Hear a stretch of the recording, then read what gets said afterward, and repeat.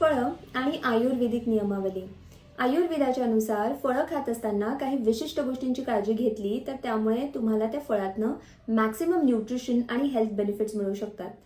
सगळ्यात महत्त्वाची गोष्ट म्हणजे फळं खात असताना ती कोणत्याही प्रकारच्या डेअरी प्रोडक्ट्स जसे की दूध, दही, ताक याबरोबर कंबाईन करू नका.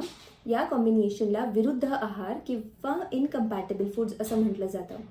तर हे जर रोज खाण्यात आली तर यामुळे काय होऊ शकतं, तर तुमची गट हेल्थ अफेक्ट होत असते, तुमचं डायजेशन अफेक्ट होतं आणि त्याचबरोबरीने रसधातू, रक्तधातू यासारखी धातूंची दुष्टीसुद्धा होत असते आणि इव्हेंच्युअली तुम्हाला काही त्वचेचे विकार होण्याचे सुद्धा चान्सेस असतात.